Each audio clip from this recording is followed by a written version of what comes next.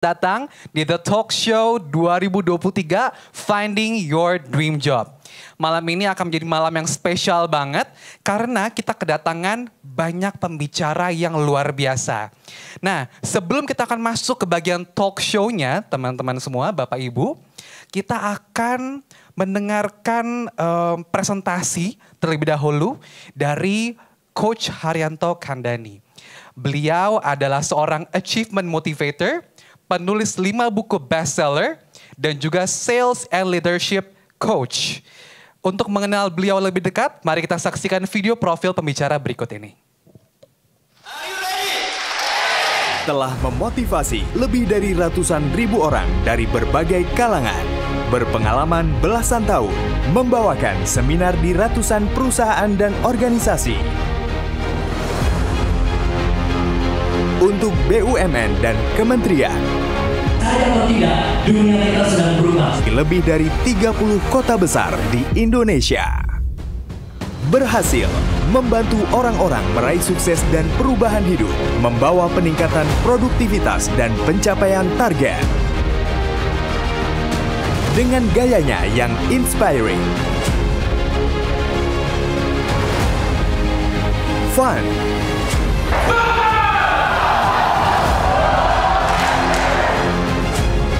dynamic,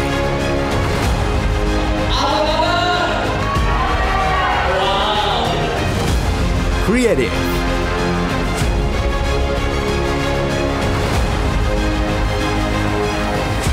challenging, dan selalu tampil all out.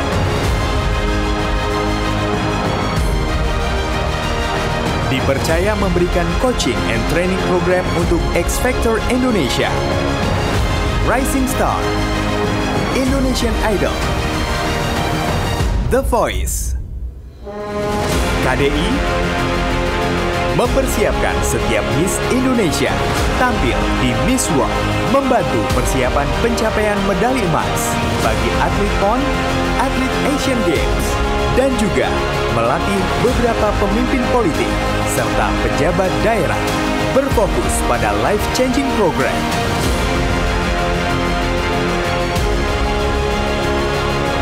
Secara rutin mengadakan public seminar dengan berbagai topik. In-house training,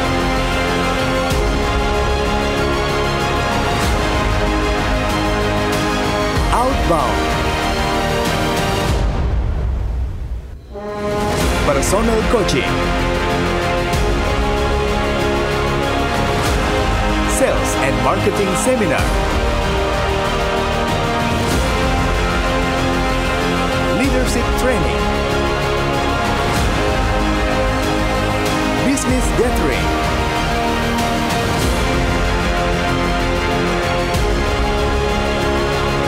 public speaking program, train for trainer, mengisi di acara-acara radio dan program TV, menjadi penulis untuk 4 buku bestseller. Amazing sekali. Sungguh luar biasa. He does his training from the heart, and that is most important. Banyak ilmunya, teorinya juga bagus. Karena saya udah ngerasain sendiri manfaatnya. Jadi kalau Anda ingin mencari achievement motivator, tidak ada yang lain. Pastikan Anda hubungi Pak Haryanto Kandhani. Beliau adalah seorang personal coach, business owner, founder of Next Level Training and Motivation. Let's welcome Haryanto Kandhani. Saya bantu tangan untuk Bapak Haryanto Kandhani. Dengan hormat saya undang untuk maju ke depan panggung, Pak. Oke, silakan Pak. Silakan dimulai.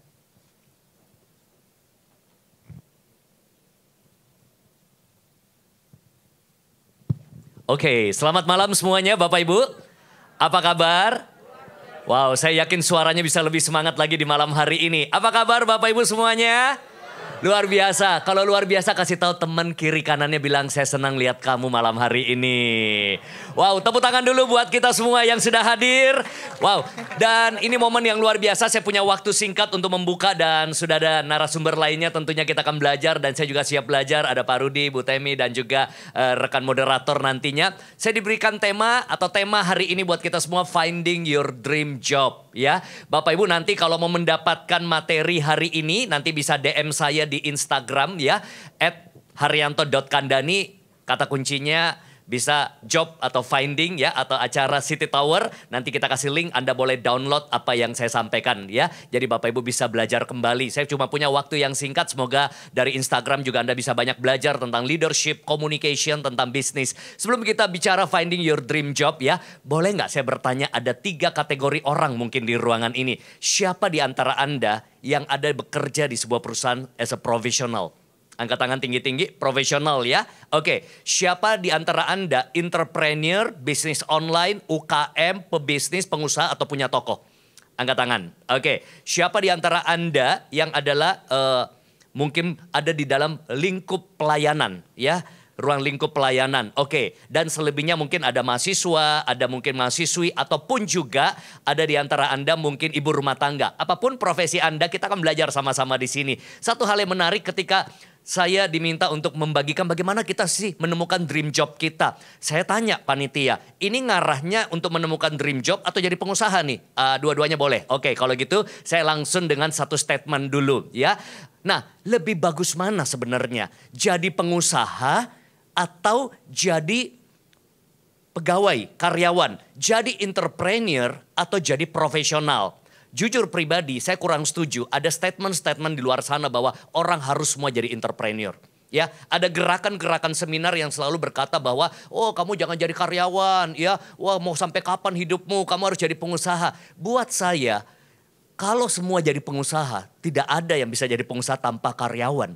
Ya, setuju ya? Jadi di sini kita akan menemukan dulu panggilan dalam hidup kita.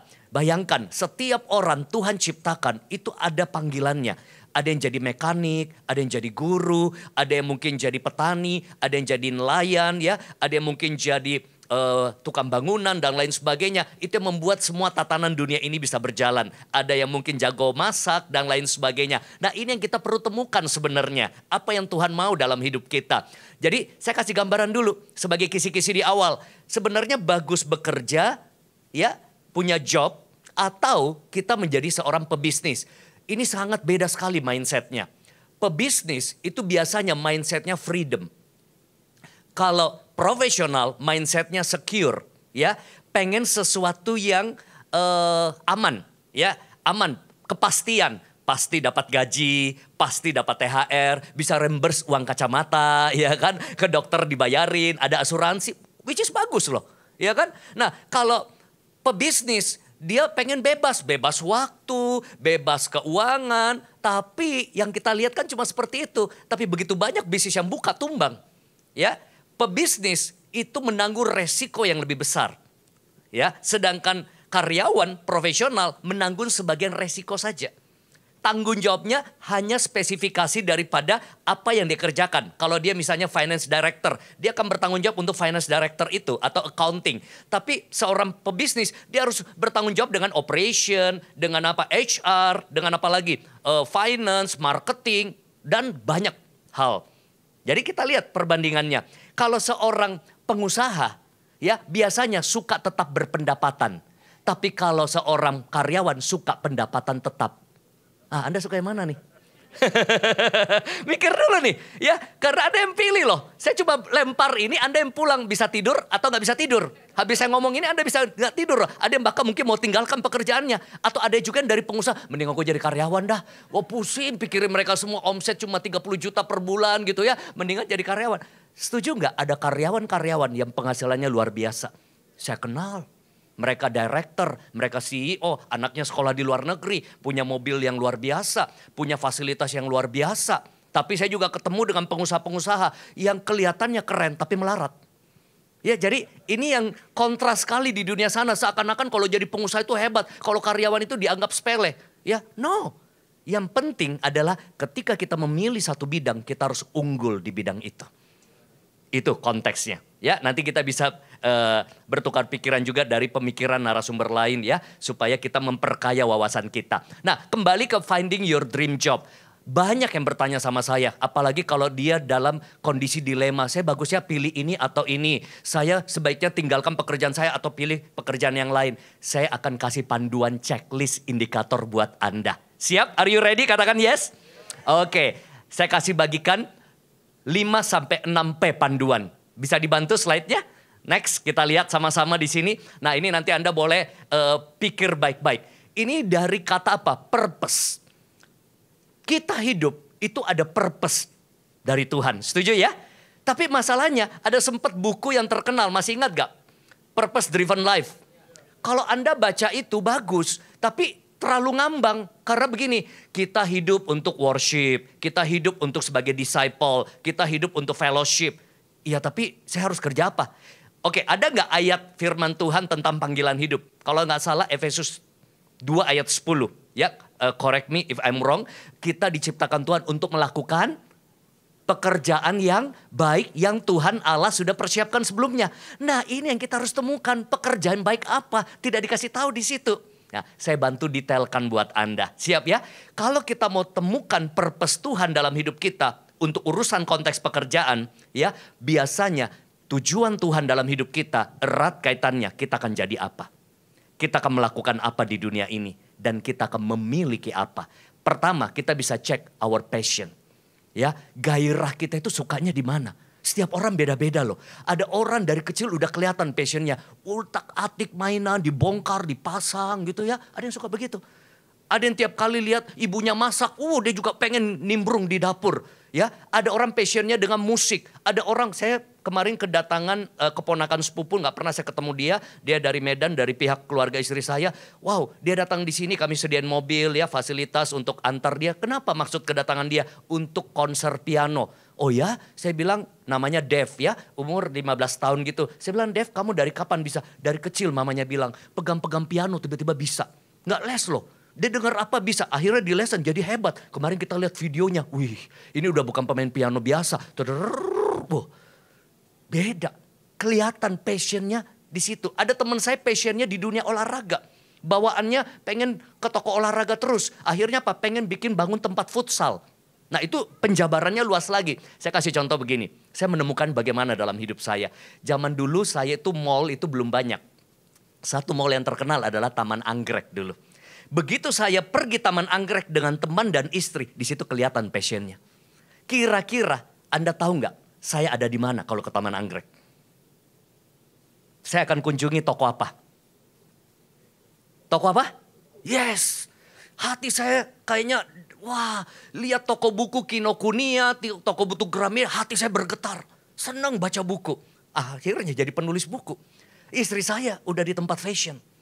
Makanya buka butik dia dulu bolak-balik Hong Kong tiap bulan. Ya, sampai punya anak. Ya, zaman-zaman dulu jadi importir dengan temennya. Temen saya lain lagi di toko musik. Saya kalau dikasih tiket Coldplay dan lain sebagainya, saya nggak terlalu tertarik pergi. Kalau jualin saya mau.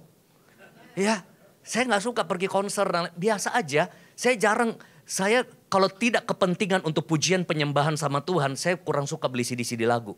Saya lebih suka CD seminar. Nah beda lagi, teman saya dikasih tiket seminar begini gak suka, dikasih konser dia mau. Konser Hillsong, ya Symphony Worship dan lain sebagainya misalnya. Beda passion. Jadi kenali gelora dalam dirimu. Apa yang menggetarkan dirimu? Ada orang bergetar karena komputer, ada orang bergetar lihat angka-angka, ya, finance gitu ya. Jadi kenali dirimu. Bahkan saya suka ngobrol sama istri saya, kalau kita punya restoran tapi bagus begini, laku begini. Ya oke sih, cuma hati saya nggak ada ya di restoran gitu. Saya bilang, oke, kalau kamu dikasih restoran hebat, omsetnya sekian, dengan kamu punya butik seperti ini. Oh saya butik, dia bilang, kelihatan passionnya. Ya, jadi uji diri kita, bertanya sama diri kita, hal-hal apa yang menggetarkan hatimu. Hal-hal apa yang bergelora, dan saya sudah kenali. Setiap kali dulu saya lihat pembicara ada di panggung, ya Pak Rudi, Pak Heri, saya duduk begini, saya belum bisa bicara tuh. Tapi hati saya bergetar, aduh cobanya saya juga bisa ngomong seperti itu. Padahal dulu gak bisa ngomong. Ya, tapi bergetar, itu ciri-ciri indikator pertama. Tapi kita harus jangan hidup dari passion aja. Kalau di luar sana orang bilang, makan lu passion lu. Ada duitnya nggak? Karena saya lengkapi di sini. Yang kedua ada namanya potensi. Potensi yang diasah jadi kompetensi, jadi keahlian. Jadi ada orang passionnya mungkin tentang bola. Tapi kita lihat ada potensi nggak main bola. Belum tentu loh dia punya potensi. Kalau memang nggak punya potensi mendingan kejar yang lain. Jadi pengusaha kamu bisa beli Inter Milan. Ada yang beli Inter Milan waktu itu? Siapa? Erick Thohir. Jadi kalau suka bola tidak harus jadi pemain bola. Bisa jadi pengusaha tapi kamu beli klub sepak bola. Banyak sekarang artis-artis beli klub bola. Ya kan? Jadi kenali potensimu. Kayak saya senang banget lihat orang bisa main gitar. Pertama kali kenal Tuhan saya langsung les di Grandville. Beli gitar. Anak Tuhan. Baru kan tahun 98 tuh. Begitu coba jering kapalan tangan saya simpan itu gitar. Menyerah saya. Sampai saya terkenal di gereja fals. Sampai hari ini ya. Gembala saya paling tahu suka tertawain saya di panggung. Coba nyanyi bintang kecil fals. Ya kan tepuk tangan aja fals. Saya pernah 2 kali audisi. Mau jadi tim praise and worship gereja. Apa yang terjadi? Fail. Saya harus besar hati. Tuhan pimpin saya jadi pengajar di gereja. Ya, satu pintu tertutup, pintu lain terbuka. Apa potensi kita? Ada orang memang ya potensinya itu luar biasa. Teman saya namanya Dewi ya. Kalau kita lagi pergi waktu itu zaman-zaman anak muda retret gitu. Apa yang ada di kulkas itu bisa jadi olahan dia loh. Cuma ada mie telur, ada caisim, ada bawang, ada telur apa. Besok pagi udah jadi mie goreng enak banget. Itu ada potensi. Ada potensi di musik, ada orang potensi di teknologi, ada orang potensi di sport ya. Ada orang potensinya mungkin di dalam hal communication. Beda-beda. Lalu lihat personalitimu. Ada orang kepribadiannya oriented people. Suka ketemu orang. Itu lain lagi. Bisa jadi sales, jadi PR, jadi mungkin communicator. Ada orang, saya kayaknya kalau ketemu orang ya berat banget. Saya lebih suka ketemu mesin, ketemu angka, ketemu komputer. Ada yang begitu. Jadi jangan dipaksain juga. Dia jiwanya marketing. Dikasih ketemu Excel, komputer belum hang, dia sudah hang. Dan itu saya. Saya itu, contoh begini nih. Kalau saya dikasih penghasilan 2 kali lipat dari sekarang yang saya punyai. Tapi saya harus urusin angka, Excel dan lain sebagainya. Wah saya gak mau deh. Suffering hidup saya rasanya. Udahlah gini aja. Daripada saya suffering sesuatu yang tidak ada hati, tidak ada kemampuan, tidak ada jiwa saya di situ. Personalitimu mendukung. Contoh Agnes Monica, ya kira-kira dia punya passion gak dari kecil nyanyi? Saya tahu dia dari dulu, tralala, trilili, ya masih cilik, ya kan? Tapi dia asah potensinya. Dia punya personality gak sebagai diva, sebagai bintang? Selaras, jadi dia. Ya, tapi Agnes Monica belum tentu bisa main bulu tangkis. Agnes Monica belum tentu bisa jadi seorang accounting yang kerja di PwC, PricewaterhouseCoopers ya. PwC, Ernst & Young dan lain sebagainya. Belum tentu. Nah, kenali 3 ini dulu ya. Lalu yang menarik adalah masa lalumu. Past experience tidak pernah Tuhan sia-siakan. Itu cara kerja di Alkitab.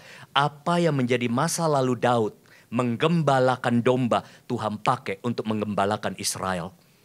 Yes, kita lihat apa yang Yusuf dapatkan dari masa lalunya, dream, vision dari Tuhan. Tuhan wujudkan menjadi pemimpin kedua di Mesir. Jadi apa masa lalumu? Masa lalu itu bisa trauma, perceraian, narkoba, atau mungkin ada yang LGBT yang bertobat, atau mungkin ada yang masa lalunya pernah terpuruk, ya, atau broken. Tuhan bisa pakai untuk kita bisa maksimal di area tersebut. Saya punya masa lalu yang sekarang Tuhan pakai untuk saya bisa maksimal di area tersebut. Tapi masa lalu juga bisa bicara prestasi. Ada prestasi-prestasi kita dulu yang itu menjadi tanda bahwa kita itu produktif dalam area tersebut. Jadi tidak semua hal yang kita lakukan itu bisa bagus. Jadi kadang-kadang orang yang menilai kita, kamu bagus banget ya kalau kamu yang pimpin lagu ya. Kalau yang ini nyanyi oke sih tapi kamu lebih kelihatan banget. Itu kelihatan loh. Ya, ada orang bagus, produktif di sesuatu hal. Tapi di lain hal dia kurang produktif. Sama dengan saya juga, saya bisa tahu ada area-area lain kalau saya kerjain saya kurang produktif. Tapi ada area yang saya kerjain enjoy, saya bisa produktif. Tapi yang jangan lupa di sini ada kata apa? Profit. Nah, profit artinya apa? Karena ada filosofi juga di luar sana yang penting kejar passionmu. Boleh kita kejar passion, Tapi kalau nggak ada duitnya di situ, kita akhirnya satu waktu suffering. Kenapa? Ya udah, pokoknya saya hidup untuk jadi musisi aja. Bagus. Saya jadi olahragawan aja, bagus. Tapi ingat, di Indonesia kita harus realistis. Kita jadi olahragawan di sini dengan di luar negeri kadang beda. Kalau kita jadi olahragawan handal itu jadi miliuner, ya. Tapi di Indonesia setelah dia menang tinju dan lain sebagainya, akhirnya jadi profesi sapam. Kita ada, itu tragis. Kemarin lagi yang jaga ini jaga kerjaan apa dulunya pebulu tangkis handal apa kurang diapresiasi. Tapi ada yang akhirnya bagus. Dulu dia atlet, ya. Akhirnya sekarang apa? Dia bikin lapangan. Jadi dia bisnis, dia bikin lapangan bulu tangkis karena dia dulu mantan atlet. Tapi ada yang terpuruk loh hidupnya. Dia musisi, begitu COVID gak ada lagi panggilan. Nah itu yang orang dunia suka ketawain, makan tuh passion. Kenapa? Kita harus perhitungkan namanya profit. Ini yang saya ajarin sama anak saya. Kenali passionmu, tapi ingat passionmu itu menghasilkan gak? Karena kita akan terbentur dengan namanya living cost. Setuju?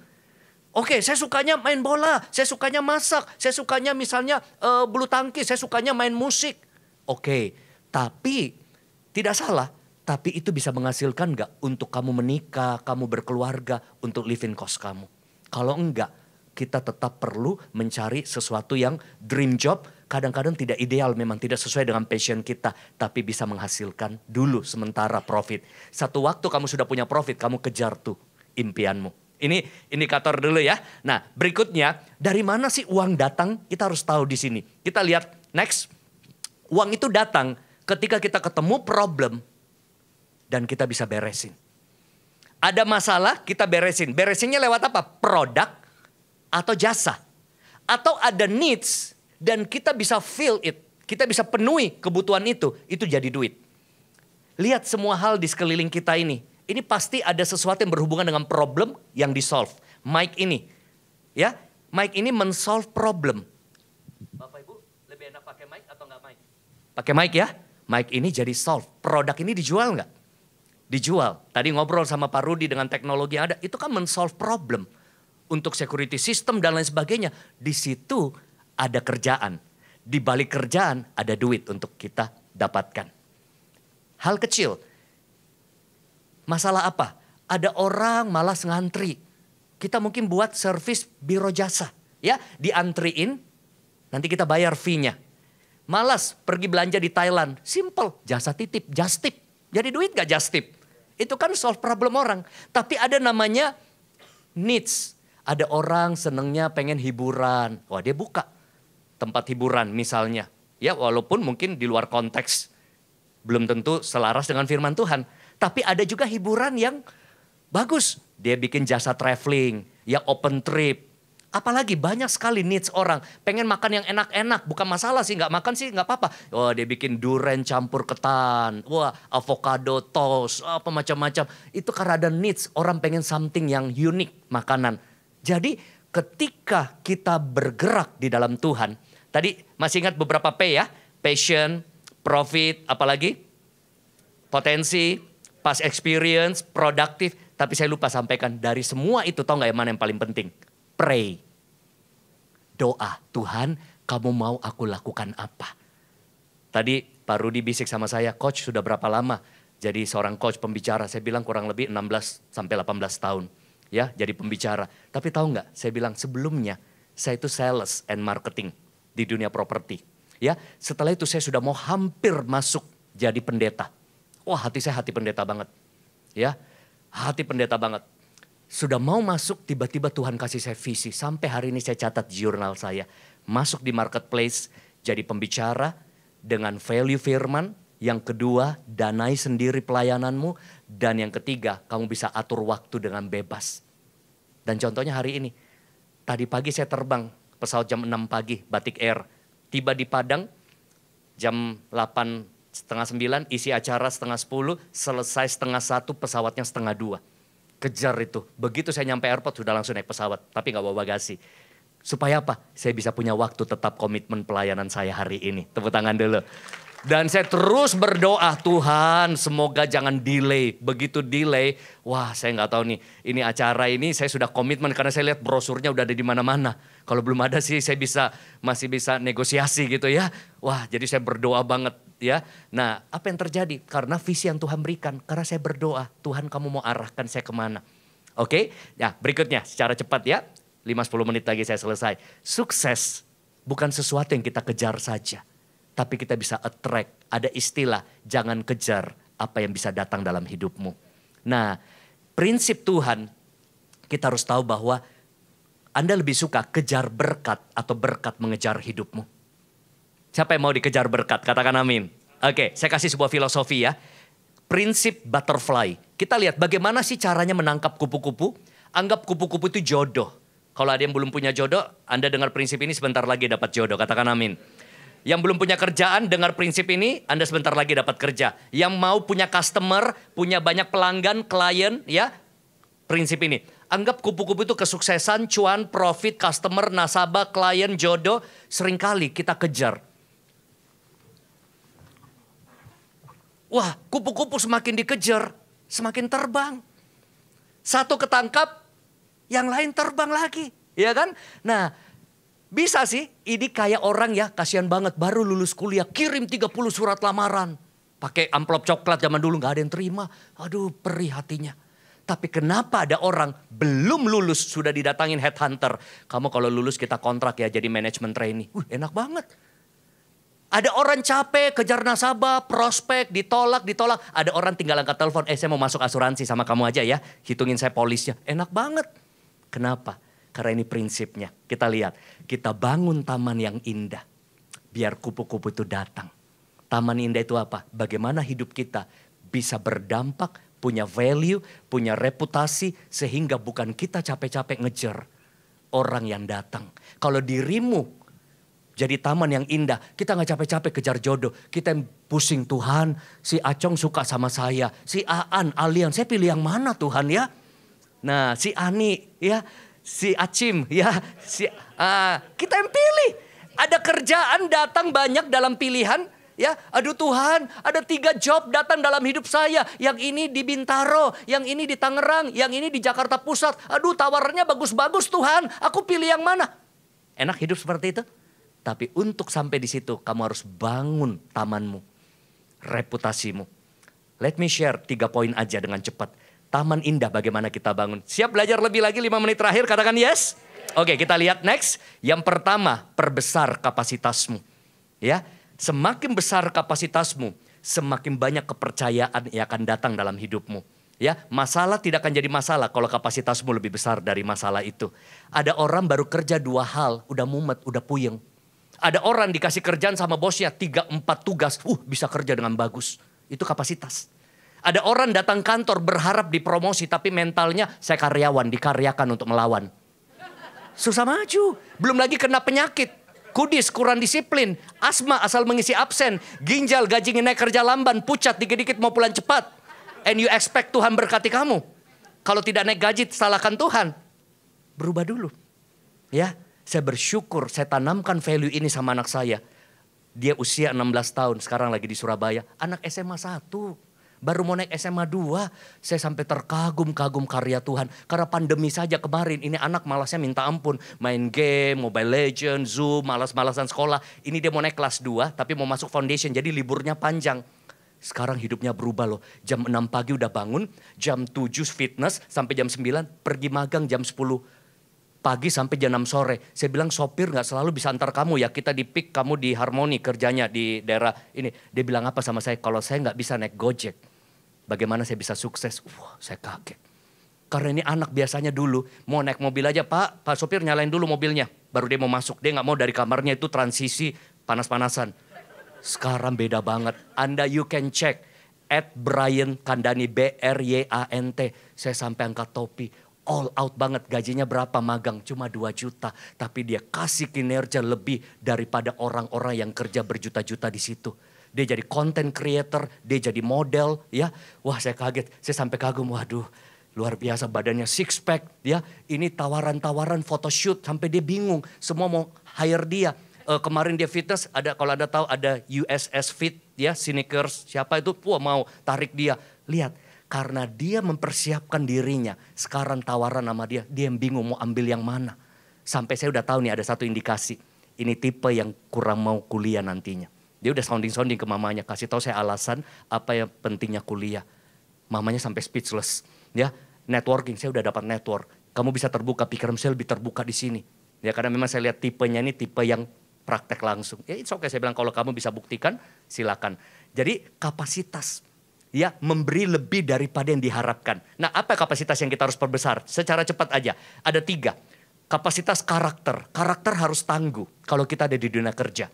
Tangguh. Benar-benar mental kita harus profesional. Kalau enggak kita bersaing dengan luar. Sayangnya maaf, orang Kristen suka dipandang sebelah mata. Karena lebih rajin orang yang non-Kristen seringkali. Ya, yang lebih tangguh non-Kristen. Yang lebih profesional non-Kristen. Makanya kita harus berubah jadi unggul. Amin. Nah, yang kedua, skill kita harus bagus. Ya, skill. Banyak orang hebat, tapi yang skillful itulah yang diangkat, dipromosi oleh Tuhan. Makanya asah kompetensi kita.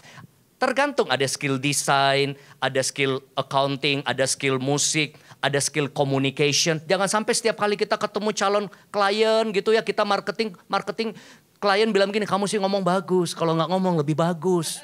Nah, berarti diasah dong skill, leadership skill, negotiation skill. Makanya saya mendorong kalau gereja buat acara-acara seperti ini, hadir. Kita dibekali. Di gereja kami juga buat acara-acara untuk membekali. Cuma kami sayangkan, sudah dijual murah 100.000 tiketnya, nggak bayar pun nggak datang. Orang dunia, saya buka seminar 8 juta per orang datang. 3,5 juta datang, 2 juta datang. Tapi kita kadang-kadang gratis aja, kita take it for granted. Sekarang banyak yang gratisan. Kita buka di YouTube belajar, podcast banyak. Ya, belajar dari ChatGPT bisa. Mau nggak kita asah skill kita? Sampai hari ini saya nggak pernah berhenti mengasah. Saya di pesawat aja saya udah download. Belajar dari anak muda. Oh ini anak muda katanya kopi 80.000. Oke apa sih yang dia ngomong gitu ya. Banyak anak muda sekarang hebat-hebat belajar. Lihat pemandangan, pandangan dia, skill dia tentang bisnis. Ya belajar. Never stop learning. Nah, knowledge harus terus di up to date. Kalau kita tidak up to date, kita out of date.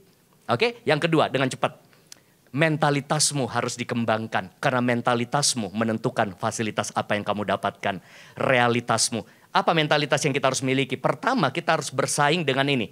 Next, kita lihat ada 10 profesi yang terancam punah digantikan mesin. Serem. Jasa marga tol udah digantikan semua. Petugas-petugasnya dengan mesin. Ya, kalau kita ke bank store tarik tunai dulu ngantri, sekarang mesin-mesinnya itu bisa hitung 300 juta, 500 juta, 50.000, 20.000, 10.000. Kalau dulu kan kita security system udah canggih-canggih semua. Ya nanti belajar sama Pak Rudi. Kalau dulu cuma ngandalin security ya kita bisa tertidur, bisa ngantuk, kecolongan. Sekarang udah sensor setan pun lewat kalau nggak salah mungkin radar bunyi. Karena ada entitas suasana panas kalau di Android atau di iOS itu ada aplikasi iseng-iseng tuh radar ghost. Nggak tahu bener gak tuh, kayak mendekat gitu ya karena nggak tahu deh itu saya bukan ahlinya ya. Tapi jangan sampai profesimu bisa digantikan mesin. Ya, kalau apa yang kamu buat orang lain banyak buat maka kamu akan mendapatkan penghasilan seperti kebanyakan orang. Ini prinsipnya. Kalau apa yang kita buat banyak orang bisa buat maka kita akan mendapatkan penghasilan seperti kebanyakan orang. Nah. Menurut Anda robot dengan manusia lebih hebat mana? Manusia, karena manusia ciptakan robot. Tapi kalau manusianya nggak mau berubah, robot gantikan kita. Kenapa? Karena robot tidak suka demo. Ya, apalagi kalau sudah 1 Mei. Ya, robot tidak suka baper. Robot tidak gampang tersinggung. Robot tidak gampang capek. Cuma robot itu by default. Angkat barang, nggak bisa tiba-tiba halo, nggak bisa. Harus settingan lain lagi. Nah ini yang Anda harus kuasai. Ya, saya nggak punya waktu banyak, ini semua ada trainingnya. Ya, complex problem solving, ini robot gak bisa buat. Critical thinking, creativity walaupun sudah makin bagus ya. AI sekarang juga sudah bisa solve banyak problem ya.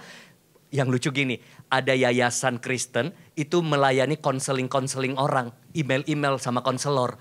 Dicoba pertanyaan ini dimasukin di ChatGPT, lebih bagus jawaban ChatGPT daripada konselor. Mateng gak tuh? Ya, ada ayat Kristennya lagi. Ya, ini sudah diuji coba. Bagaimana emotional intelligence, service orientation, negotiation. Kalau Anda kuasai ini, Anda tidak mudah digantikan dengan AI. Ya, karena ada beberapa hal yang tetap robot gak bisa buat. Anda suka gak angkat telepon bank tapi robot yang angkat? Selamat datang di layanan perbankan. Tekan 1 untuk layanan umum, tekan 2 layanan spesial. Tekan 1. Selamat datang di layanan perbankan untuk kartu kredit. Tekan 2. Wah, 2 menit belum sampai-sampai. Beda nggak kalau, halo, Bella di sini, Pak Haryanto, apa yang bisa dibantu? Wih, ya langsung special touch gitu ya, dia tahu. Oke, next kita lihat di sini yang terakhir kualitas. Ya, jadi perbesar kapasitas, katakan sama-sama saya rangkum perbesar kapasitas, kembangkan mentalitas, tingkatkan kualitas. Apa itu kualitas? Saya bahas 1-2 menit dan saya kembalikan kepada MC. Kita lihat kualitas itu bicara added value. Kenapa ada handphone mahal, ada handphone murah? Fiturnya yang membedakan. Mereknya bisa sama-sama iPhone, sama-sama Samsung, tapi spesifikasinya beda. Contoh kopi. Ya, ada kopi yang mungkin ya ada sekali lagi Pak Rudi ahlinya kopi ya. Nah, ini cuma contoh. Ada kopi mungkin Rp5.000 ya. Ya, belum diolah lah. Setelah diolah dia jadi Nescafe. Anggap 10.000. Kenapa? 3 in 1. Kopi, creamer, gula, saset, ada brand. Begitu beli di McDonald, wih jadi 20.000 karena sudah disajikan. Sudah brandnya dari Amerika, ada fasilitasnya. Tapi begitu beli di Starbucks 70.000. Apa bedanya? Sama-sama kopi kok. Ya, tapi di sini mungkin lebih personalisasi dia tulis, ya. Kak Rio, gitu ya. Terus sebutannya beda. Kalau kita beli di Starbucks keliling itu, Bang, kopi hitam 1 ya, yang kecil. Gak bisa begitu di Starbucks. Caramel macchiato. Gak bisa bilang kecil, besar. Size apa Kak? Grande. Begitu mulutmu grande. Caramel macchiato, harga 70.000. Kalau di sini, Bang, setengah aja ya, setengah kopi hitam. Ya, berapa? 3.000. Kalau di sini, caramel latte. Wah, beda. Beda. Itu nilai tambah. Sama-sama kerja di sebuah perusahaan. At the end, penghasilanmu beda. Ada di gereja yang sama. Income-mu beda. Karirmu beda. Tugas Anda, create your value. Sampai kamu dinilai mahal di luar sana. Itu tugas Anda. Tuhan memberkati kita. Yes, tapi tugas kita, cultivate. Mengolah apa yang Tuhan sudah percayakan dalam hidup kita. Bidang bisa beda-beda. Jadi musisi yang handal. Jadi chef yang terkenal. Jadi supervisor yang kalau dia supervisi nggak ada yang lewat. Wah. Jadi manajer yang luar biasa. Jadi director yang wah mantap. Membawa pergerakan di perusahaan, omset makin naik. Nah, dan saya tutup dengan satu kalimat terakhir. Kita lihat sama-sama. Ada quotes terakhir. Take any job to pay your bills. Jadi jangan dulu cari finding your dream job. Apapun yang kamu kerjain dulu kalau untuk nutupin biaya kontrakanmu, uang makan, until you find your dream job. Remember, pride doesn't pay your bills. Jadi kesimpulannya dari semua yang kita pelajari, tepuk tangan dulu ya. Dream job, boleh. Tapi kalau dream jobmu tidak bisa nutupin bills, jangan gengsi jadi sales. Jangan gengsi nawarin makanan, jualan jasa titip, buka PO, open PO, gak apa-apa. Ya, TikTok Live, sekarang artis-artis aja jualan loh di TikTok Live. Jual baju, jual hijab, jual apa. Untuk apa? Jangan makan itu gengsi. Nanti kalau sudah bayar bills apa semua baru kejar impianmu. Tuhan Yesus memberkati. Oke, sekarang saatnya kita akan masuk ke bagian talk show-nya. Jadi ini sangat menarik. So, persiapkan hati kita, persiapkan mata kita. Jangan ada yang ketutup ya Bapak Ibu semuanya. Karena ini sangat menarik. Kita akan panggilkan pembicara pertama, yaitu Founder and CEO of V2 Indonesia. Kita berikan tepuk tangan untuk Bapak Rudi Hidayat. Oke. Yang kedua, kita kedatangan Founder and CEO of Nakama ID, yaitu Ibu Temi Deborah. Mari berikan tepuk tangan untuk Ibu Temi. Dan sekali kita panggil ke panggung, yaitu Achievement Moderator, Achievement Motivator, Bapak Haryanto Kandani. Oke, di talk show ini kita akan ditemani oleh moderator yang juga gak kalah spesial, Bapak Ibu semuanya. Kita berikan tepuk tangan untuk Bapak Henderson Lim dan Ibu Stefani Wijaya. Oke, saya serahkan waktunya untuk moderator. Oke, shalom semuanya.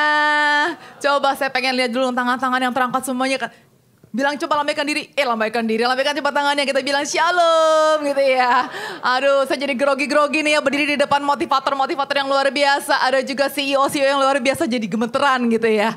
Nah, hari ini kita mau buat acara ini gak selalu formal ya. Kita mau bikin santai. Kalau misalkan ada yang punya pertanyaan, ada yang punya kebingungan gitu ya tentang finding the dream job. Hari ini saatnya kita untuk bertanya. Jadi saya yakin dan percaya setiap dari kita nih ya, jauh-jauh datang ke sini sudah menerjang kemacetan kota Jakarta, bener ya? Belum lagi ganjil genap, walaupun hari ini MRT cuma 1 perak katanya ya gara-gara ulang tahun DKI Jakarta ya. Tapi saya percaya kita semua sudah menerjang segala sesuatunya untuk sampai di tempat ini. Jangan mau sia-siakan ya. Jangan kita berpikir, ya sudahlah saya datang ke sini begini, saya pulang begini. Jangan ya. Di sini sudah ada narasumber yang luar biasa, sudah ada para CEO yang luar biasa hadir di sini untuk tidak pelit ilmu. Benar ya?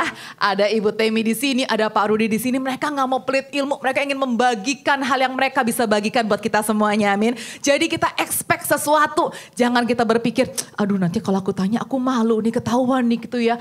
Negatifnya aku gitu, kekurangannya aku. Jangan seperti itu. Kalau misalkan kita malu-malu, orang bilang kalau malu bertanya sesat di mana-mana, bukan di jalan doang ya. Jadi jangan mau sesat di mana-mana teman-teman. Jadi kita mau bertanya hari ini. Jadi tanpa berpanjang waktu, saya mulai dengan pertanyaan pertama ya. Oke, saya bertanya dulu nih. Tadi karena Pak Haryanto Kanani sudah sharing sesuatu. Jadi saya ingin bertanya dulu nih untuk Ibu Temi sama Pak Rudi. Pertanyaan yang sangat basic yang semua orang bertanya-tanya. Siapakah mereka? Oh saya tahu nakama gitu ya. Tapi apakah nakama gitu ya? Ada juga Pak Rudi juga dengan Vitu ya. Apa itu Vitu gitu ya? Jadi saya ingin bertanya nih. Apa sih yang melatar belakangi untuk memulai bisnis atau pekerjaan hingga saat ini bisa eksis. Bahkan nih saya dengar-dengar bocorannya nih.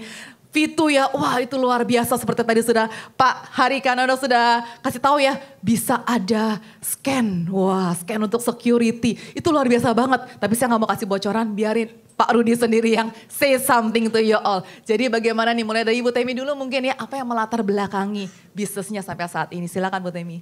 Terima kasih. Shalom semuanya. Shalom. Senang sekali bisa ada di sini.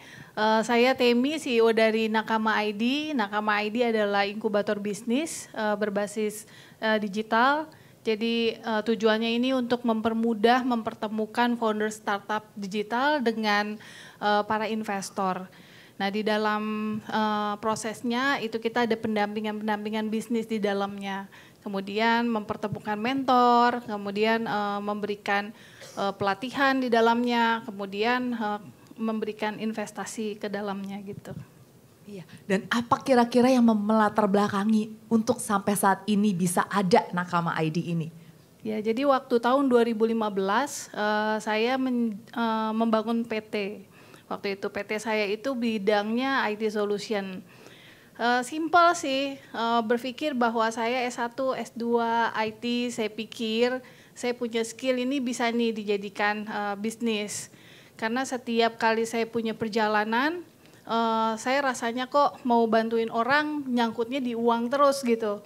Saya punya pendapatan mau bantuin orang kurang, mau bantuin orang gimana caranya saya mau bisa lebih banyak lagi bantuin orang. Pada saat itu saya punya beberapa anak beasiswa. Ya udah, jadi saya punya kemampuan saya ambil proyek, lama-lama berkembang jadi usaha, saya fokus pada bisnis saya. 1 tahun, dari 1 tahun itu saya berkembang menjadi 20 programmer waktu itu. Waktu itu jualan VR, AR masih susah tuh Pak. Orang terkesima waktu saya jualin. Wah kok bisa ya ditembak pakai kamera terus muncul 3D gitu ya. Wah, wow, tapi nggak ada yang mau beli waktu itu. Nah, singkat cerita dari 20 itu banyak order, banyak omset, banyak solusi yang kita kasih berbasis sistem. Terus karena saya nggak punya mentor, nggak punya teman-teman di ekosistem yang benar, akhirnya saya terjun payung tuh sisa 2. projectnya jalan, harus tetap deliver, nggak bisa excuse, tapi udah gak ada orang. Jadi sambil jalan, sambil tanya sama Tuhan, ini saya harus kayak gimana. Singkat cerita saya dapat mentoring di luaran waktu itu, di luaran ekosistem yang belum pernah saya temuin.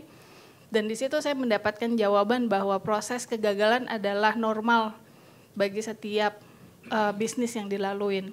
Jadi ada yang lebih parah dari kejadian yang saya alamin, ada yang masih melongo, oh bisa kayak gitu ya, yang belum mengalami season di hidupnya untuk belajar gitu. Nah pada saat itu saya memberikan diri tuh untuk fokus, masalah saya masih ada, sedikit demi sedikit selesai, kemudian sekarang masih established, masih baik, kita fokus pada ERP. Kemudian tahun 2019 saya mau giving back ke community dengan pemikiran bahwa temi-temi di luaran sana yang nggak tahu mentor, yang nggak tahu teman-teman, yang nggak tahu mau bisnis itu yang benar kayak gimana, pasti banyak.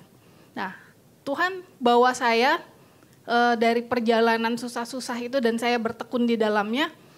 Kelihatan tuh ada bisnisnya di dalamnya. Oh ini cara revenue-nya seperti ini. Akhirnya berkembang sampai sekarang saya berada nakama saat ini. Jadi kita udah ada ratusan member juga, ada ribuan UKM. Kemudian kita sudah berhasil mendanai banyak startup. Mungkin kalau dihitung ada sekitar 20 juta US dollar untuk mereka mendapat potensi investmentnya. Dan kita sudah berkembang menjadi coworking juga, ekosistemnya lengkap. Tapi itu bukan proses yang mudah waktu saya mengalaminya. Jadi banyak keajaiban yang saya pikir itu bukan temi nih, saya sih nggak bisa melakukan ini. Tapi ketika kita bertekun yang tadi kita udah dengar, ada passion, ada capacity, kemudian perseverance ya, ketahanan kita untuk terus bisa. Jadi yang melatar belakangnya saya adalah saya mau bantuin orang-orang kayak saya dulu waktu itu. Yes, luar biasa ya. Tepuk tangan dulu dong. Mulia sekali ya, pertama kali intentionnya ya. Tapi kita percaya Tuhan juga bekerja di dalamnya ya. Ada berperkara di dalamnya, maka semuanya ada terjadi. Temi-temi yang lain akan bermunculan, amin. Jadi kalau teman-teman nih misalkan punya pertanyaan, kayak punya skill ini, saya punya skill ini, kira-kira bisa dikembangin seperti apa ya, bisa di coaching seperti apa ya, itu bisa ditanyakan nanti di pertanyaan-pertanyaan yang kita akan tanyakan nanti ya. Mungkin Ibu Temi nanti akan bisa menjawabnya. Kita lanjut lagi kepada Pak Rudi ya, Pak Rudi ya. Apa yang melatar belakangi Fitu nih Pak Rudi? Ya, terima kasih semuanya, shalom. Shalom. Jadi pertama terima kasih buat hambanya Pastor Heriko, GBC Tower yang sudah memberikan kesempatan.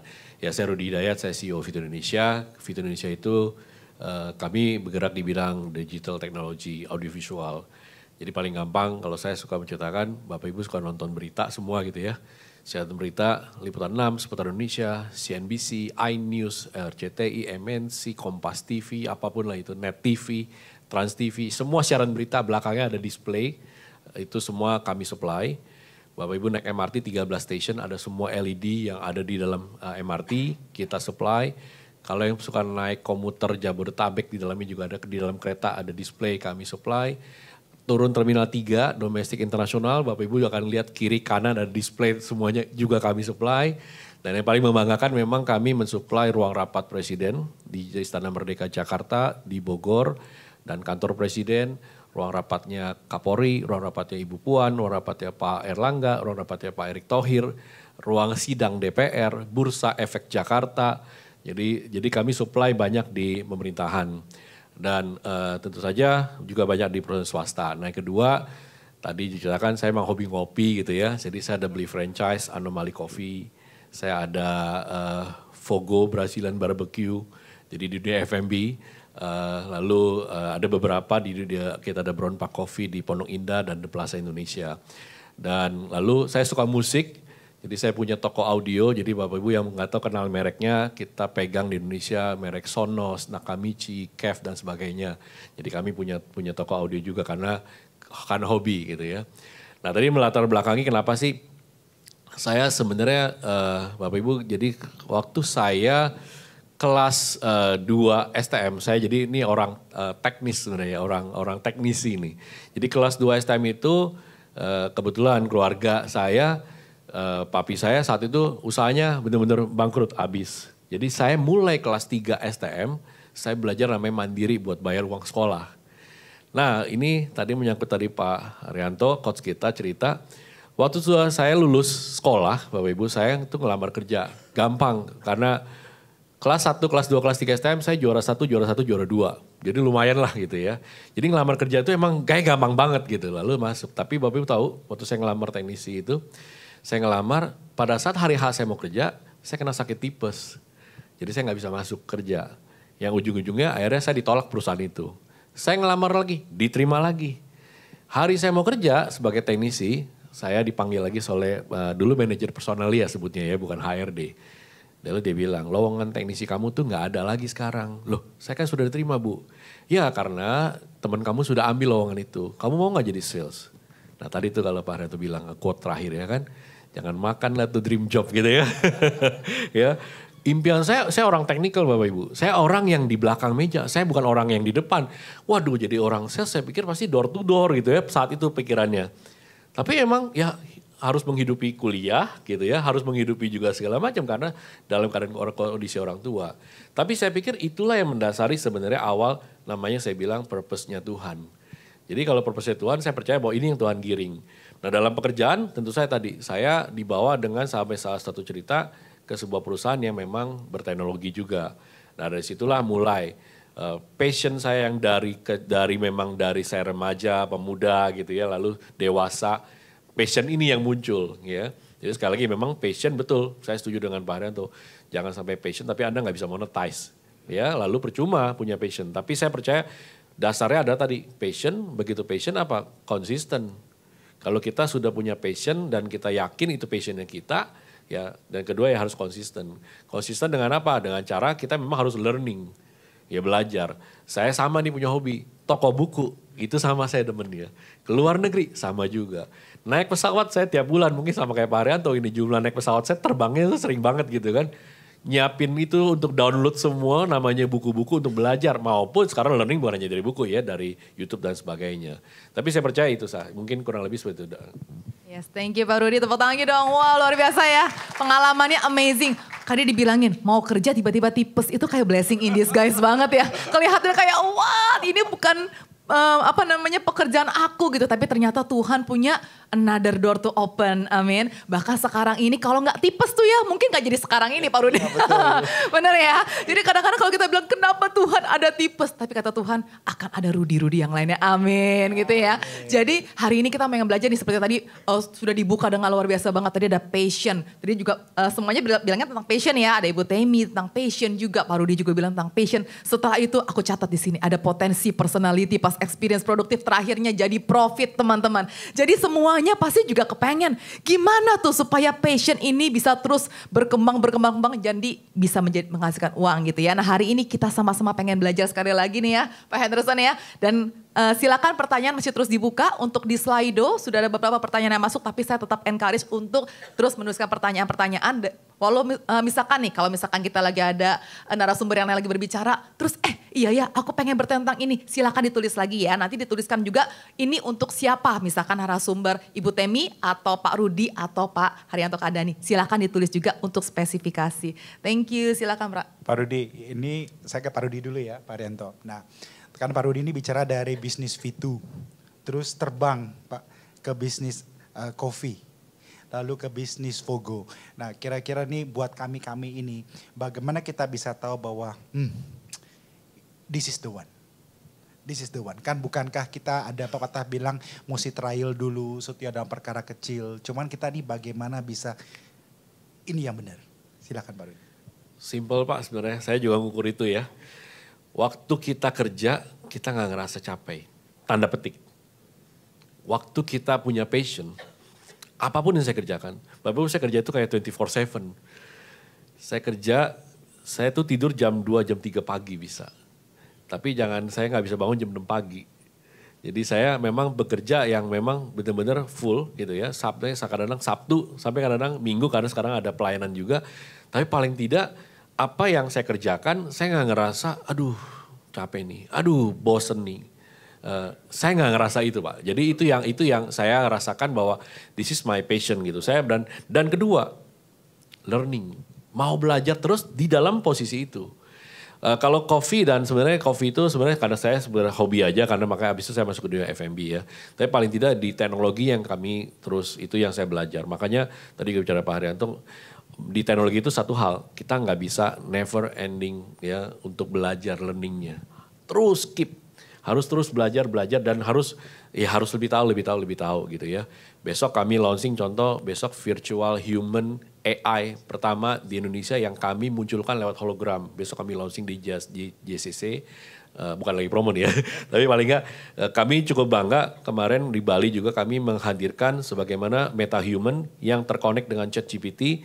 Jadi kita tanya dia jawab, kita jawab. Memang base-nya masih database-nya sampai di tahun 2021 September ChatGPT sekarang ya. Tapi paling tidak saya tanya bagaimana siapa presiden di Indonesia, dijawab Pak Joko Widodo, berapa penduduk di Indonesia, 280 juta jiwa, misalnya gitu. Itu pertanyaan-pertanyaan yang pengetahuan umum lah gitu ya. Nah kami lagi bangun juga kayak contoh sekarang misalnya di salah satu bank pemerintah, tadi itu salah satu tellernya menjadi itu AI. Jadi mereka lagi ada 3-4 cabang lagi kami siapkan, rencana launching nanti di bulan Juli, kami siapkan untuk menjadi AI teller mungkin banking pertama kali ya nanti di Indonesia. Nah dari mana itu? Karena dari learning. Capek banget. Saya ngumpulin AI ini ChatGPT itu ketika Desember tahun lalu tuh mulai rame, tapi kami sudah dengar sejak Oktober. Jadi terus menerus. Nah lalu berpikir kan, ini dari mana dapat uangnya? Siapa yang mau gitu. Nah itu perlu keep passionnya kita. Kita harus konsisten memang gitu. Dan nggak ngerasa capek. Itu tadi pointing Bapak. Passion sama learning. Sebelum nanti ke si Stephanie, saya mau Pak Rudi dengar satu video dari yang Pak Rudi bicara. Multimedia silakan. Ini ada 6 detik video dari Pak Rudi bicara di sebuah tempat yang saya copy. Jangan bangun bisnis karena emosional dan friendship pertemanan. Nah ini saya suka, ini mungkin Pak Rudi bisa elaborate sedikit, silakan. Iya, friendship, kalau kita bangun bisnis karena pertemanan, ya bisa ribut pasti. Possibility-nya ada, ya rasa nggak enak sama temen. Tapi sebenarnya itu yang harus dibuat di awal, betul ya. Karena apa? Banyak orang yang mau bisnis mikirnya enaknya doang. Jangan, di awal mesti mikir apanya, jeleknya dulu. Nah kalau udah friendship suka lupa, saling merasa nggak enak. Akhirnya seperti itu. Kedua emosional dalam arti apa? Wah kayaknya nih bisnis kayak FOMO ya. Kayak orang, waduh ini bisnis AI lagi di mana-mana. Terus mulai ikut-ikutan. Emosional kita terpancing gitu seolah-olah. Tapi Anda nggak passion di sana. Kita nggak bener-bener murni di sana. Emosionalnya, wah ini dulu bubble tea ya. Bubble tea rame sekali gitu ya, Sinfutang dan lain sebagainya. Terus kita emosional, ayo kita bisnis lah bubble tea. Padahal kita nggak ngerti bubble tea marketnya kayak gimana gitu ya, seperti apa. Akhirnya jadi berantakan, itu sih Pak. Terima kasih Pak Rudi. Silakan sis. Alright, thank you. Jadi penjelasan mungkin udah jelas ya. Mungkin ada yang bilang juga ada yang, apa sih itu AI gitu. Ada yang tahu nggak AI itu apa ya? Hah? Mungkin ibu-ibu yang di sini bingung nih Pak Rudi, AI itu apa? Saya juga baru tahu dari anak saya masalahnya AI itu apa gitu, ChatGPT itu apa gitu. Mungkin semua pada bingung, apa sih dari tadi Pak Rudi ngomong AI, ChatGPT gitu. Silakan mungkin Pak Rudi bisa dijelaskan sedikit Pak Rudi. Ya AI ini kan memang artificial intelligence, dalam hal banyak lah gitu. Hari ini kami karena ulang tahun DKI, kami tadi baru cerita Pak Haryanto juga, kita mapping Monas Bapak Ibu, Monas. Jadi kalau hari ini tuh tadi saya lagi sambil duduk sini saya lagi lihat live-nya. Karena tadi hari ini ada Kepala Dinas Pariwisata, tadi barusan chatting saya tanya di mana. Nah Monas ini ada 16 proyektor, kalau ini kan LED ya, ada 16 proyektor. Waktu kita sorot ke Monas, 16 proyektor itu kan sinarnya kemana-mana. Lewat AI sekarang dalam 1 jam dia sudah bisa nyatukan sendiri. Karena ada artificial intelligence-nya. Jadi saya cukup masukkan programnya, saya masukkan objeknya Monas, selesai saya enter, lalu udah duduk dia manis, 1 jam selesai. 16 proyektor akan nyatu dalam satu wujud di Monas. Dulu nggak ada AI, 9 jam. Ngejas bagian atas, wah bagian bawahnya berantakan. Ngejas bagian bawah, atasnya ke bawah-bawah.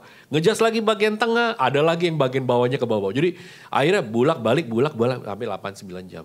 Sekarang AI kan enggak, itu satu. Kedua tadi bicara ChatGPT, ya saya percaya sih anak-anak muda tahu ChatGPT lah pasti ya.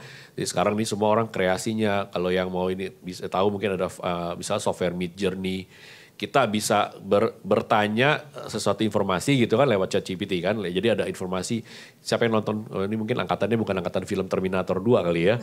Ya namanya ada ya kan Skytrack gitu ya atau itu. Jadi otak intelijen yang mereka menguasai informasi tentang dunia gitu kan. Nah sebenarnya itu kejadian. Padahal itu tahun 86 kalau saya nggak salah filmnya. Itu orang berarti punya luar biasa ya. Visi ngelihat ke depannya ada satu komputer yang bisa mengetahui seluruh isi dunia. Jadi memang mereka masukkan semua data di dunia gitu. Makanya kami juga contoh mengerjakan sebuah mall nih. Kami lagi satu proof of concept. Jadi mall ini, nanti Bapak Ibu datang ke mall, salah satu mall ini nanti kalau ini jadi gitu ya. Saya mau makan restoran Jepang dong, AI saya akan menjawab. Oh oke, di sini ada sushi teh, ada sushi hero, ada bla bla bla bla gitu ya. Oke, sushi hero di mana letaknya? Oke, Anda ke kanan, lalu ke kiri, bla bla bla bla dijelasin gitu ya. Oh saya mau beli sepatu, ada yang promo nggak? Oh ada, toko ini gitu. Karena apa? Database-nya semua kemungkinan pertanyaan dari calon pengunjung mall kami masukkan.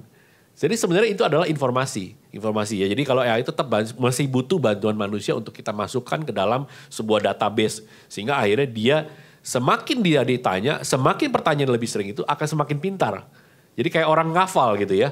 Karena itu komputer saya akan lebih cepat. Kalau saya lebih sering nanyanya, restoran Jepang di mana? Maka dia akan lebih cepat jawabnya itu nanti. Di kemudian harinya akan lebih cepat. Karena dia sudah mempunyai aksesnya. Titik poinnya sudah ada.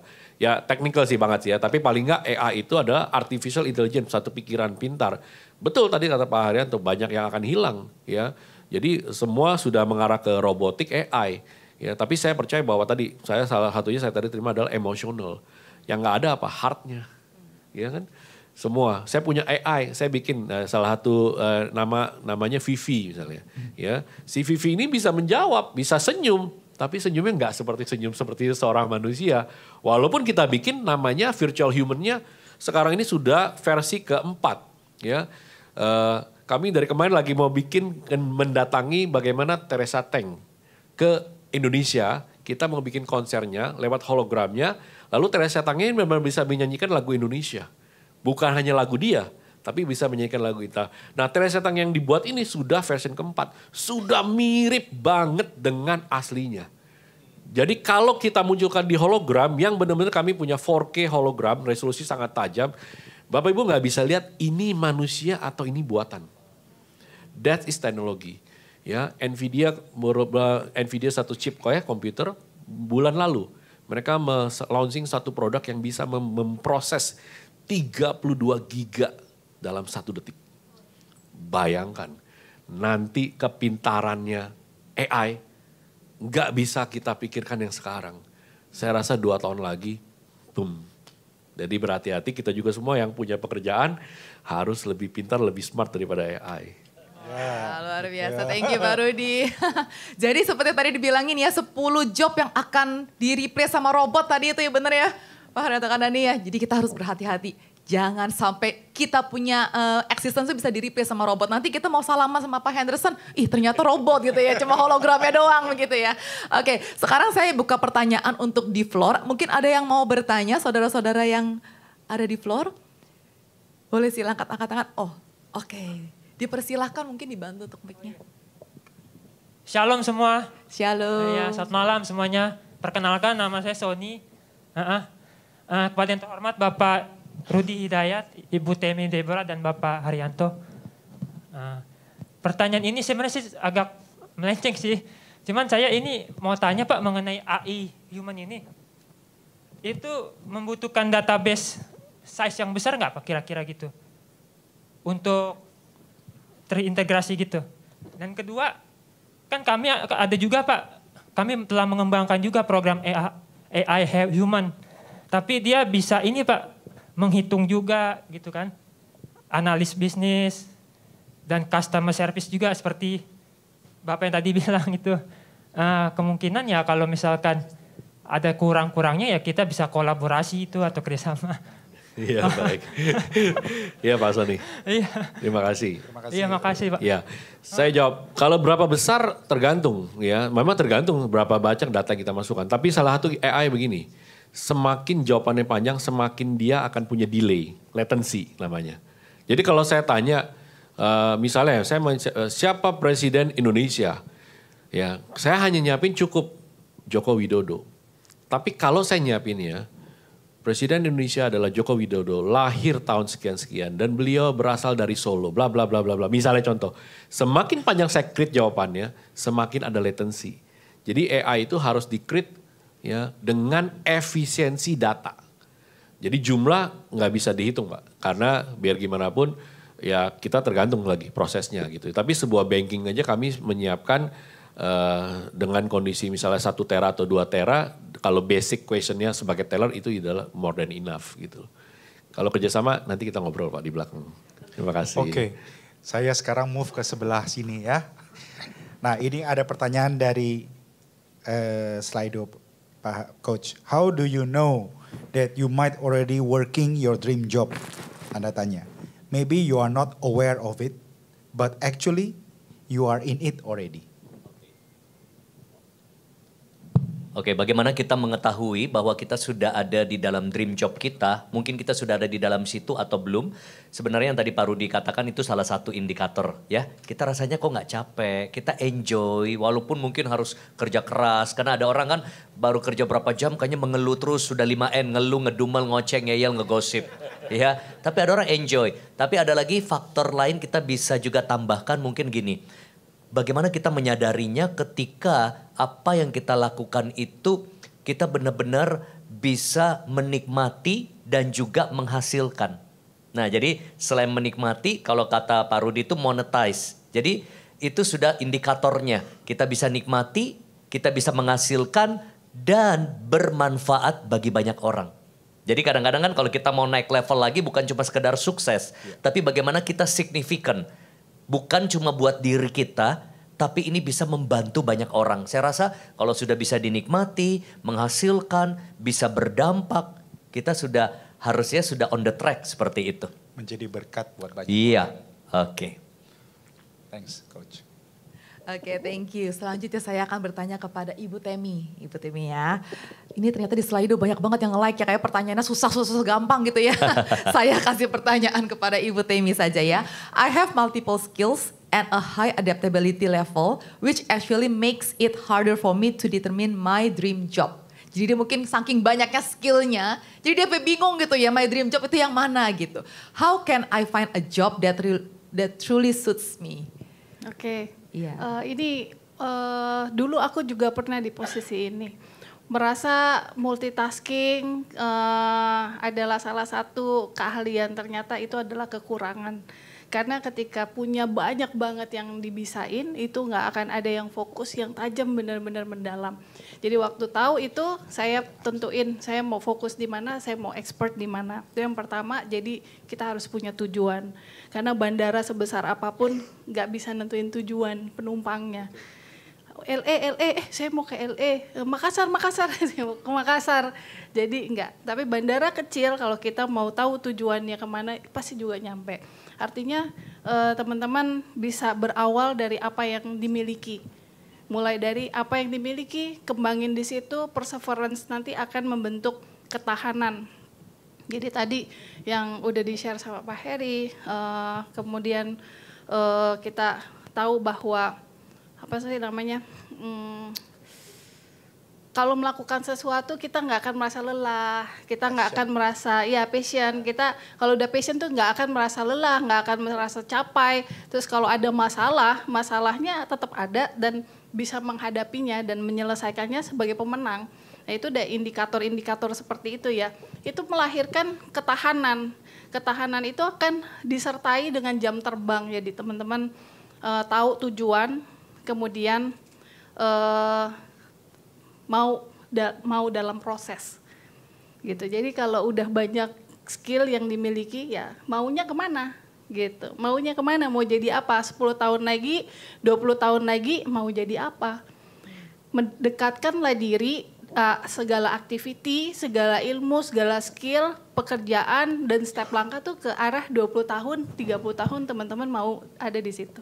Berarti kita lihatnya ke depan gitu ya, Bu Iya. Temi ya. Dan kalau misalnya dibagian tentang tujuannya itu seperti apa? Tadi Bu Temi bilang cari tujuannya, tapi tujuannya tuh bagaimana? Aku tuh punya skill ini, aku punya skill ini, aku punya skill ini. Tujuannya tuh bagaimana cara mengerucutkannya gitu? Mungkin bisa dibawa ke dalam visi, temukan visi teman-teman tuh mau di mana, mau seperti apa, mau jadi apa nanti di jangka panjang. Karena kalau cita-cita secara profesi mungkin bisa berubah-berubah. Siapa yang di sini mungkin waktu kecil ditanya mau jadi perawat, polwan, dokter, ya pramugari. Terus berdasarkan pendidikan, lingkungan berubah kan. Nah seperti itu. Mungkin lebih ke nanti 20 tahun, 30 tahun mau punya kehidupan seperti apa. Kalau bisa tarik lebih panjang lagi, in the end saya jadi oma-oma atau opa-opa, saya mau kayak gimana. Saya mau punya cucu, saya punya anak seperti apa. Itu seperti itu. Alright, thank you. Ini saya buka dengan satu quote multimedia. Ini ada seorang businessman yang kita tahu. Ini ada quote, satu quote ini kita lihat dulu.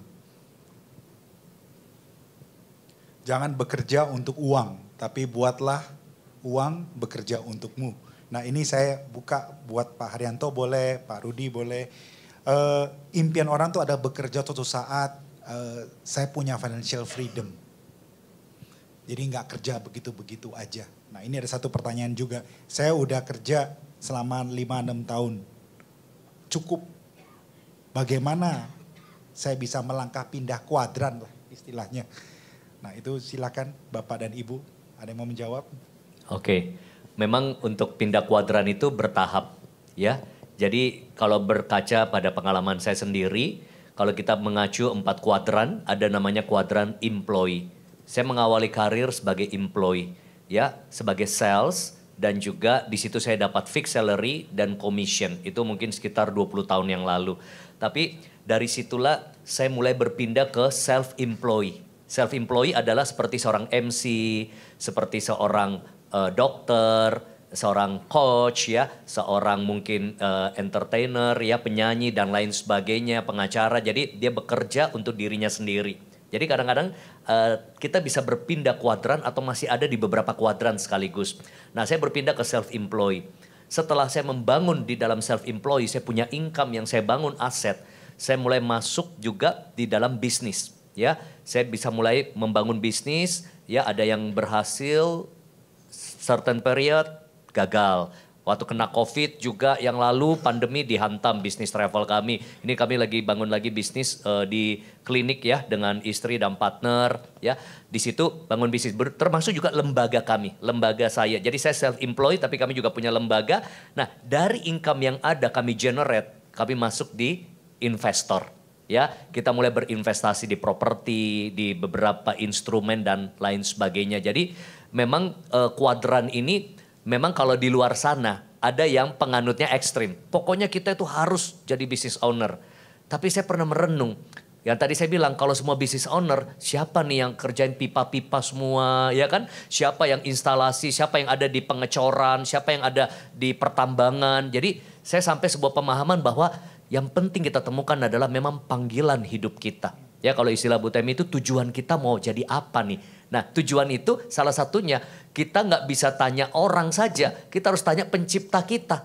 Yang desain kita ini, dia yang paling tahu. Dia yang kasih fitur-fitur dalam diri kita, kemampuan dan lain sebagainya. Karena sama prinsipnya, seekor anjing tidak bisa berenang. Ya, seekor ikan tidak bisa terbang. Seekor burung dia akan sangat frustasi ketika dia harus ada di air.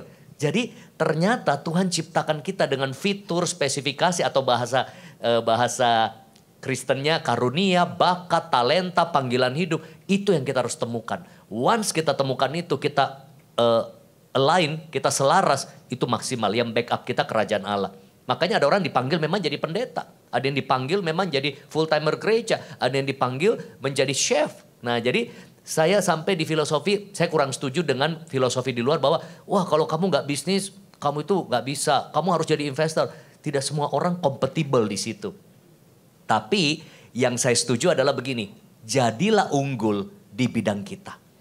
ada orang tukang sapu jalanan, tapi dia sangat unggul jadi berkat. Dia nggak main-main dengan apa yang dipercayakan. Itu Bu Temi bilang tadi, apa yang ada padamu, ya maksimalkan. Karena ada yang dikasih 1, ada yang dikasih 2, ada yang dikasih 5. Ya, ada yang dikasih 1, tapi kalau dia bisa kembangkan, hai hambaku yang baik dan setia. Oke. Amin, amin. Berarti excellent spirit itu Yes. harus ada ya. Benar. Jangan cuma biasa-biasa aja, cari sesuatu yang menjadi seseorang yang tidak biasa-biasa atau di atas rata-rata. Begitu ya, luar biasa banget ya. Pak Rudi mau namain sesuatu? Iya, silakan Pak Rudi.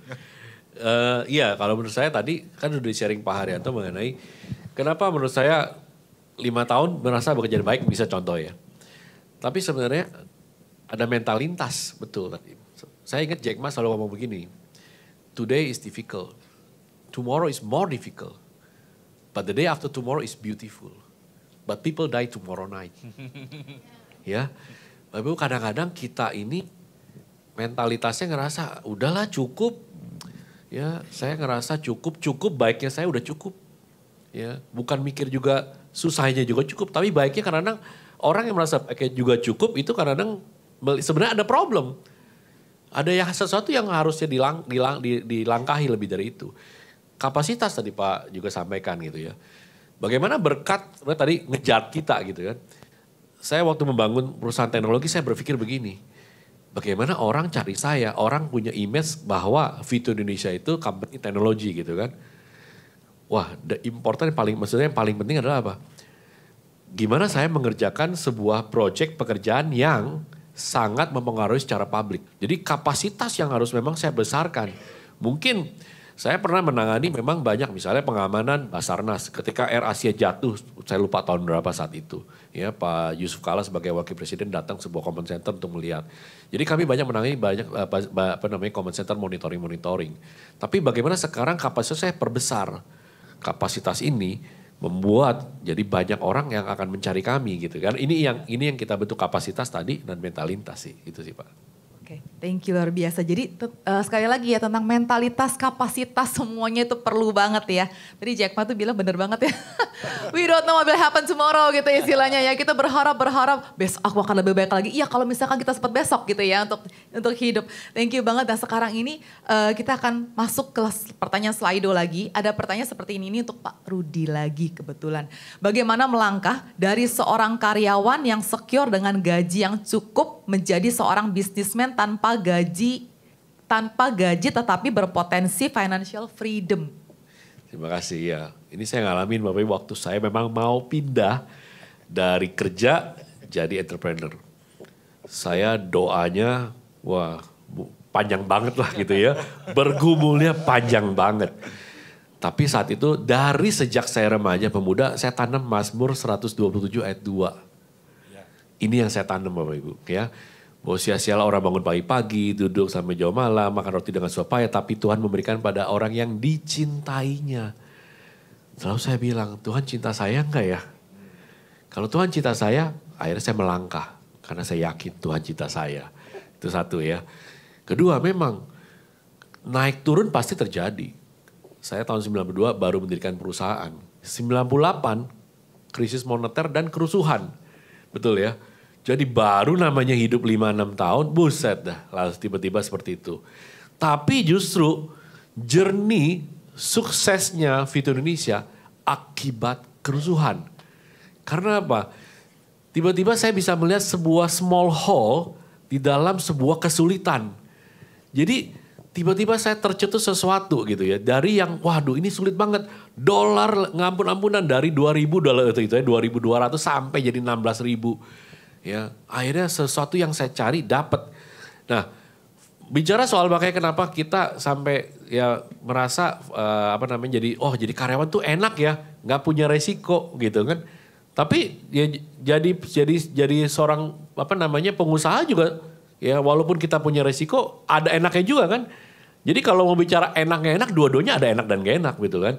Jadi makanya tidak boleh berpikir seperti wah kita nggak berani melangkah nih. Ya, karena ntar gak enak ya. Enggak juga, karyawan juga ada gak enaknya. Betul ya. Kalau lagi kemarin misalnya COVID, bisa kena posisi di PHK tiba-tiba, hilang gitu kan. Nah, tapi buat saya adalah ngelihatnya gini, bagaimana ketika kita melangkah, kita yakin bahwa Tuhan yang pimpin. Itu paling penting. Ya dari segala tadi P terakhir kan pray gitu ya. Itu yang paling penting. Karena kalau kita yakin itu nggak perlu khawatir ya. Dan kedua percaya, saya selalu ingat ayat firman Tuhan Habakuk 2 ayat 3 nih Bapak Ibu. Ya, nanti baca, mungkin jarang yang banyak ketemu. Ya Habakuk 2 ayat 3. Ya walaupun ya Tuhan tuh punya appointed time buat kita nih. Ya kalau boleh saya mau berdiri ya. Bapak Ibu kalau speaker itu tahun 2026 posisi di speaker itu ya. Saya sekarang tahun 2023. Setiap kita pasti punya doa sama Tuhan. Tuhan tuh ada punya appointed time-nya saya percaya tiap masing-masing kita.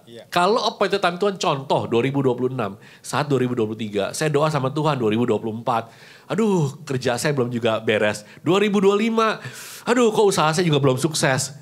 Yang sering terjadi apa? Selangkah lagi saya nih sukses di 2026 Tuhan udah kasih appointed time kan. Tapi kita balik lagi kita ke 2023. Karena apa? Karena kita komplain, kita ngeluh, kita ngedumel. Tadi apa tuh N-nya banyak dari Pak Haryanto. Ya, itu yang menjadi masalah. Jadi kalau udah jadi pengusaha ya mantap. Tuhan pimpin, jalankan. Tuhan punya janji, pasti tepati. Amin. Kairosnya Tuhan ya Pak Rudi. Iya. Berarti kairosnya Tuhan. Kairosnya Tuhan. Ada appointed time Tuhan. Habakuk 2 ayat 3 bisa dibaca nanti. Nah, ada juga yang bicara gini, sebuah proses tidak akan mengkhianati hasil. Nah, saya percaya bahwa Pak Rudi atau Bu Temi kan pasti untuk mulai dari titik 0 sampai ke 2000, bukan titik 0 IKN ya Pak, tapi dari titik 0 sampai ini pasti kan akan mengalami susah payah, jatuh bangun, kan gitu. Nah, mungkin bisa dicerita sedikit buat kami ini tips ketika kita mengalami masalah atau benturan, bagaimana? Mungkin Bu Temi dulu, silakan. Hidup orang benar, Tuhan janjikan seperti pohon yang ditanam di tepi aliran air. Dia akan berbuah lebat. Jadi, tapi syaratnya hidup orang benar loh. Hidup orang benar. Hati kita tuh harus dijaga. Sikap hati itu penting dalam mengambil segala sesuatu keputusan. Kesulitan bisa terjadi. Kesulitan bisa karena kelalaian, kesalahan, dan pembentukan yang Tuhan mau dalam hidup kita juga. Tapi tujuannya pohon itu bisa tahu kita nih ukurannya berhasil atau enggak adalah hasil buahnya. Nah itu juga sama di hidup kita. Bagaimana kita menentukan hidup kita berbuah atau tidaknya. Buahnya tuh mau kayak gimana. Buah kan bisa aja berbuah, buahnya ya nggak bagus ya. Mangga yang asam gitu, harusnya mangga itu nggak asam. Mangga itu harusnya manis misalnya, jenis mangga yang manis. Jadi tujuannya seperti apa, seperti itu. Jadi ketika kita tahu tujuannya teman-teman, saudara-saudara, saya percaya kita tuh melangkah selalu dalam iman. Kenapa? Tuhan bilang mau ke kanan, mau ke kiri, nggak ada masalah. Ketika kita dalam kesulitan, ketika kita dalam kebahagiaan, itu Tuhan menyertai. Jadi gak usah khawatir. Kalau jatuh gak akan tergeletak. Gak akan tergeletak. Boleh nangis, kita manusiawi kok. Nangis, marah, kecewa, manusiawi. Tapi datang sama Tuhan. Tuhan mau apa ya? Aku bisnisnya lagi kayak gini. Apa yang perlu aku gali lagi? Mungkin relation goals kita belum benar nih. Saya mau jadi orang yang berdampak buat anak-anak muda di bisnis. Tapi saya nggak punya mentor yang bisa saya kenalin ke anak-anak muda ini kan. Berarti relationship saya belum berhasil. Ada sesuatu yang buat saya jadi bergerak mengarah sana. Mau saya inisiatif atau Tuhan bikin saya di satu listen, pembelajaran hidup supaya saya ngedeketin ke sana. Itu apa proses hidup. Jadi ya perseverance selalu. Tekunan. Iman itu akan akan membuahkan ketahanan kepada anak-anak Tuhan yang percaya. Selalu libatkan Tuhan dalam segala apapun sih. Benar. Amin. Mungkin ada tambahan dari Pak Rudi? Once kita failure, itu adalah opportunity. Seorang tukang gunting rambut, dia sebelum COVID, dia kerjanya cuma gunting rambut dapat gaji sebulan, UMR. Begitu COVID, dia dipanggil sama banyak pelanggan yang setia dia. Datang ke rumah, guntingin, dapatlah dia uang 400.000, katanya 500.000. Lama-lama pelanggannya di saat COVID makin banyak. Total jumlah tiap bulan dia, 3 kali UMR yang dia terima sebelum COVID. Jadi once kita failure, ada opportunity. Itu yang harus kita lihat. Small hole tadi, saya selalu ngeliat itu. Dan Bapak Ibu, saya selalu di dalam company kami, begitu ada krisis, kami udah ngalamin namanya 2008 Lehman Brothers, ya masalah. Lalu kemarin COVID, tidak ada yang semua bisa menebak, betul ya. Tapi begitu COVID terjadi, saya langsung ngumpulkan semua orang. Saya bilang, pertama, kita tidak ada karyawan yang kita pecat. Kedua, Anda harus tetap merasa positif. Ketiga, yuk cari small hole-nya, opportunity-nya saat lagi WFH, apalagi totally lockdown.